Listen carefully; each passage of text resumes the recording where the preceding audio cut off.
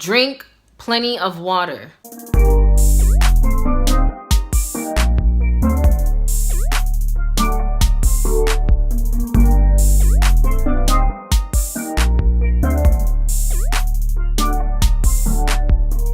up, everybody? I'm Serena K, and I hope that you guys are having an amazing day. Okay, so I'm back once again with another Krio lesson. If you guys missed the first two, make sure that you click right up here so that you can get caught up, and that way you'll like understand like the basics and all of that. But yeah, I'm back once again. I got a lot of good feedback from the last two, so I'm like, okay, I definitely need to continue making these. So this is Krio lesson number 3, and so we are going to be talking about different foods. Specifically, I'm going to be talking about certain foods that have either different like pronunciations or that just are completely different. There are a lot of words in Krio that are pretty much the same in English, so that's why I kind of just had to nitpick some that were kind of unique. So with that being said, let's get to our first food. So our first food is coconut. So how you would say coconut, you would say in Krio, coconut. So in Krio, coconut is 2 syllables instead of 3. So coconut shrimp, coconut shrimp. Okay, so our next food is peanut. So to say peanuts, you would say granat, and that is both singular and plural. Granat is ground nut because peanut is like a ground nut. So they're saying ground nut, but they pronounce it granat because they like put it together and they just speak fast. So it's granat. Now, a very popular dish in Sierra Leone is, and I'm pretty sure it might be in other African countries, not exactly sure, but I'm pretty sure it is. Please let me know in the comments below. We make peanut soup. So to say, when they would say peanut soup, they would say granat soup. So our next food is onions. So to say onions in Creole, you would say yabas. In my house specifically, I hear my mom say onions more than yabas. So I guess it's one of those words where you can either say yabas or onions, and it would pretty much mean the same thing. I don't really know like how often some people say yabas and like how often some people just say onions. But to be on the safe side, if you're just learning this, and especially if you want to challenge yourself, I just say stick with saying yabas.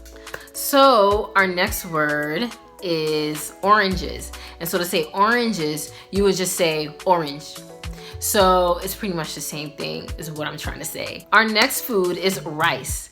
So to say rice, you would say rest. Now, I know it's gonna sound a lot like rest, as in like relax, chill, sleep. This is one of those words where you have to listen really carefully, and depending on the context, it will literally mean rice that you eat or rest, like rest, as in like relax.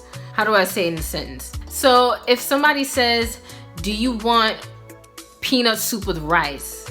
They would say, you want granat soup with rest. Like I said, context. Whereas if somebody's like, oh, I'm so tired, I want to rest, they will say, oh, ataya, I want for rest. That's how you'll know. So our next food is a condiment, and it is salt. So how they would say salt, you would say sal, which is salt. So yeah, so for salt, you would say sal. And you would hear it a lot when they say saltfish. So if you guys know what saltfish is, they'll say saltfish. The next food is another condiment, but this time it's pepper. So it could actually be both black pepper and just like pepper as in like jalapeno peppers or like, you know, stuff like that. So pepper, you would say pepe. Now, pepper soup is another very common dish. So they call it pepe soup. So if you guys want pepe soup, you want pepe soup? Do you want pepper soup? So our next food is tomatoes. So to say tomatoes, you would say tomates. Now, it is not tamales, it is tomates. If somebody asks you, do you have tomatoes? You would say, you get tomates. So our next food, this isn't really like a translation. I'm just throwing this out there. Our next food is called akara, which is like a donut hole basically. It's like a fried biscuit. And you can eat it with pepe soup. You can eat it with, other stews, and you can even eat it by itself. Like when I was little, like I would just eat it by itself. But it's just round, it's like about that big. Because there are other countries, African countries, that make them as well. Like Nigeria and Ghana, I think Cameroon, to name a few.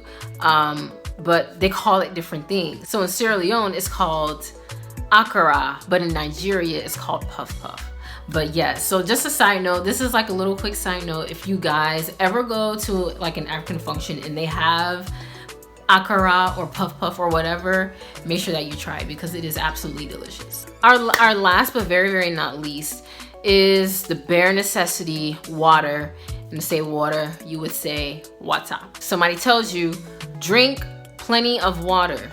They would say, you for drink boku wata. Everybody stay hydrated, especially because it's summer coming up and we want to stay healthy with clear skin and all of that jazz. Well, you guys, those are some foods in Creole. If you guys enjoyed this video, make sure that you give it a nice big fat thumbs up. Make sure that you leave a comment in the comments below if you have any questions or any suggestions of what the next video should be or what you guys want to learn about. Please let me know in the comments below because that's really the only way that I'll know. Make sure that you hit that big fat red subscribe button and the notification bell for when I do post, which is every single Tuesday at 7/6 Central.